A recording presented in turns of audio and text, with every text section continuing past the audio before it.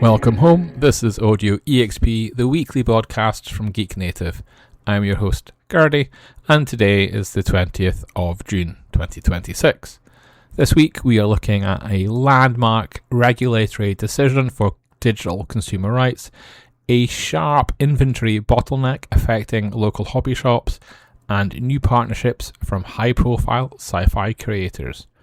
Before we delve into the headlines, just a little update on our June features. I have officially sent over our interview questions to Jack at Dice Average, our current Spotlight honoree. We are well on track to have the full conversation live on the site before the end of the month, so keep an eye out for that. Our lead story this week hits the digital rights space. The European Commission has officially declined to propose new legislation that would legally oblige video game publishers to keep discontinued games playable.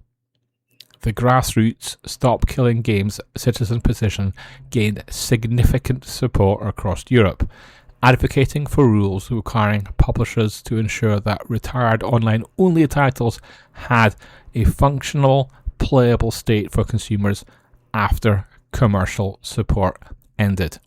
However, Brussels formally dismissed the petition, stating that introducing a sweeping legal obligation would be completely disproportionate. The regulator body cited concerns over existing intellectual property rights, publisher operational costs, and potential cybersecurity risks. While the decision is a setback for digital preservationists, the Commission noted that existing EU consumer laws already protect buyers' economic interests, pointing to options for proportionate refunds if a game's closure violates contract. To address ongoing concerns, they plan to bring industry and consumer groups together later this year to better look at the voluntary standard of end-of-life support. The physical hobby scene is navigating an entirely different kind of supply shortage. Independent shops saw their trade stock allocations of the upcoming Warhammer 40k 11th edition sell out in minutes. Warhammer 40k fans completely wiped out the available allocations for this starter set. While the swift take-up was largely anticipated and managed by Games Workshop's internal trade systems, the immediate 90-second depletions highlights the ongoing struggle friendly local game stores have to secure enough physical product to meet local demand when major new editions drop. It leaves independent retailers balancing thin inventory margins against higher eager local player bases. In tabletop rule design, fans of cinematic sci-fi horror have an interesting mechanical shift on the horizon. Free League Publishing has launched pre-orders for Operation Leading Edge, a major new cinematic adventure box set for the Alien role-playing game. Operating out of Stockholm, the publisher has created this new set as a second installment of the ongoing Jeremiah Saga trilogy, shifting the game's focus towards high-tension military deployments on the remote moon of Jeremiah 6. Crucially, this launch introduces a dedicated miniatures set featuring alternative combat rules. Rather than limiting tactical engagements to the abstract zone-based distancing map that defined the original 2019 system, the game is leaning into explicit support for 28mm scale miniatures and grid-based combat. The package includes a standalone booklet with the simplified rules designed specifically for fast-paced skirmishes, alongside 20 high-quality figures representing colonial marines, Union of Progressive People sources, and various xenomorph strains.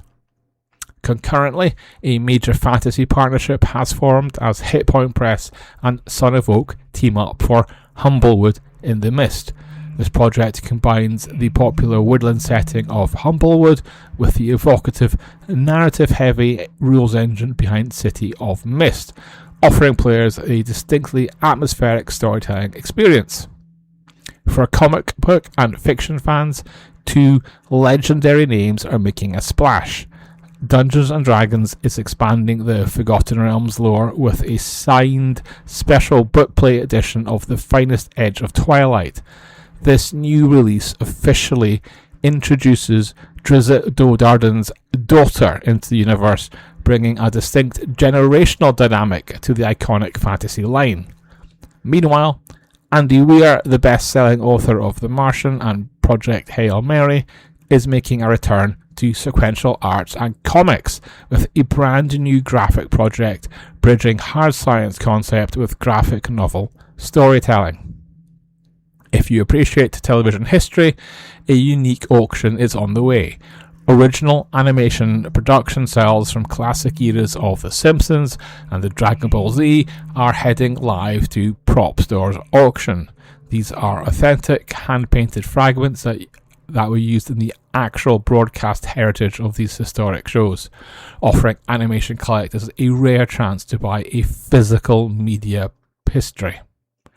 And finally, we wrap up this week with 3 digital book bundles. You can hail King Torg in the latest Kobold Ate My Baby collection on the Bundle of Holding, bringing comedic high-fatality tabletop chaos to your group.